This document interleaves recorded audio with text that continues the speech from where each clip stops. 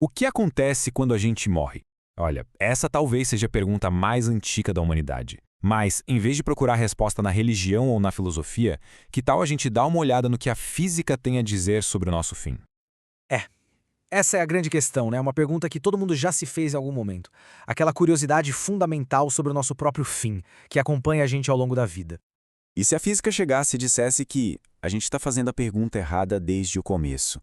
E se a nossa ideia de ser e de deixar de ser estivesse, na verdade, meio equivocada? Exatamente essa ideia que a gente vai explorar agora. A física sugere que o nosso medo da morte vem de uma sensação que a gente tem, uma intuição, que parece certa, mas não é.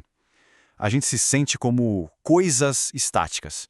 Tipo, objetos que podem ser quebrados, sabe? Só que a realidade, na verdade, é muito, mas muito mais dinâmica. E isso aqui vira a nossa intuição de cabeça para baixo.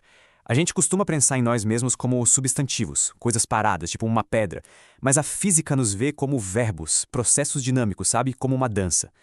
O material de que somos feitos importa menos do que o padrão que esse material forma. E essa mudança de perspectiva, ela é a chave de tudo.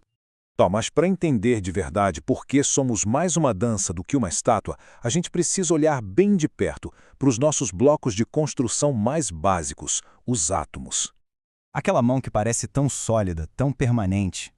Se a gente pudesse dar um zoom absurdo nela, veríamos um turbilhão de partículas. Uma coleção vibrante, caótica, de átomos em movimento o tempo todo.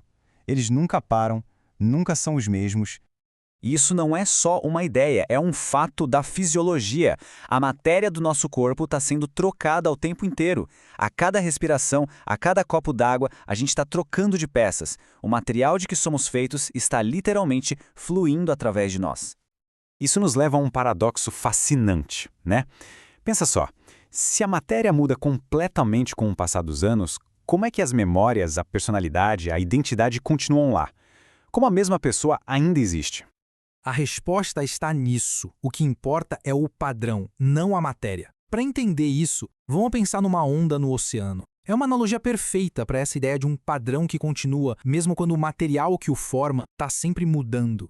A onda se move pela água, certo? Mas as moléculas de água em si não viajam com ela. A forma, o padrão, isso é que se propaga. E nós somos exatamente assim. Um padrão complexo que se mantém.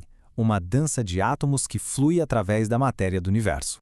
Ok, então a próxima pergunta lógica é: se os átomos podem ser trocados, por que esse padrão não pode continuar para sempre? Por que a dança tem que parar? Bom, a resposta para isso está numa das leis mais fundamentais do universo.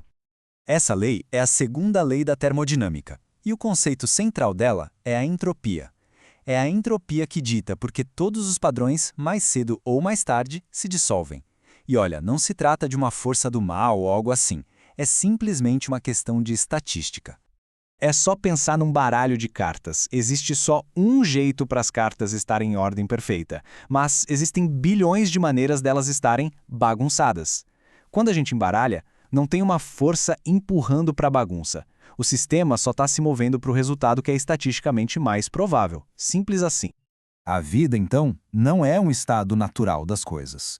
Pelo contrário, é uma luta constante que gasta uma energia danada para manter a ordem contra a probabilidade esmagadora da desordem. A vida é, na verdade, um ato de rebeldia contra essa tendência universal de tudo se desfazer. E a morte, olhando por esse lado, não é a destruição da matéria. É só o momento em que o padrão não consegue mais se sustentar. A energia para manter a ordem acaba e os átomos são liberados de volta para a dança caótica e aleatória do universo. Certo, o padrão se desfaz no espaço. Mas e o registro desse padrão no tempo? O que acontece com ele? Bom, é aqui que a física dá outra reviravolta na nossa cabeça. Assim como a nossa intuição de sermos coisas está errada, a nossa percepção do tempo como algo que flui e some também pode estar. A gente sente o tempo como um rio, né? Com o passado já tendo ido embora e o futuro ainda por vir. Mas a física, especialmente a relatividade de Einstein, sugere uma coisa bem diferente. Um tal de universo em bloco, onde todos os momentos, passado, presente e futuro, existem ao mesmo tempo, como se fosse um mapa. Para entender isso, imagine uma viagem de trem. O trem vai passando por paisagens diferentes, uma depois da outra. Primeiro uma vaca, depois uma árvore, uma coisa de cada vez. Claro que não, né? A vaca continua lá, resistindo, mesmo que ela não esteja mais no campo de visão. A experiência de ver as coisas em sequência não muda o fato de que a paisagem toda existe. E o mesmo vale para os eventos no tempo. Ou seja, do ponto de vista da física, uma vida não é só um evento passageiro que desaparece e pronto. É uma característica completa e permanente, gravada nesse mapa de 4 dimensões do universo. O padrão que define uma vida está para sempre tecido na própria estrutura da realidade. E agora vamos dar um zoom out gigantesco para a maior escala de todas e acompanhar a jornada incrível dos átomos que, por um tempo, a gente chama de nós. A jornada dos nossos componentes é uma coisa épica. Um único átomo de carbono no corpo de alguém não nasceu aqui na Terra. Ele foi forjado no núcleo de uma estrela há bilhões de anos, lançado no espaço por uma explosão de supernova e, depois de uma viagem muito longa, se tornou parte do nosso planeta. Nós somos, literalmente, poeira de estrelas reciclada. E quando a nossa dança termina, esses átomos simplesmente continuam a sua jornada cósmica. E isso nos leva a uma ideia muito profunda. A vida não é algo separado do universo olhando para ele de fora. A vida é o próprio cosmos se tornando autoconsciente. Os átomos que nos formam são o universo olhando para si mesmo, se perguntando, se maravilhando. E com isso, a gente chega na síntese final. Talvez a mortalidade não seja uma tragédia para a gente temer, mas a condição que dá significado, beleza e valor à vida. Uma nota musical que dura para sempre não é música, é só um ruído. É o fato de que a dança tem um fim que a torna tão incrivelmente preciosa.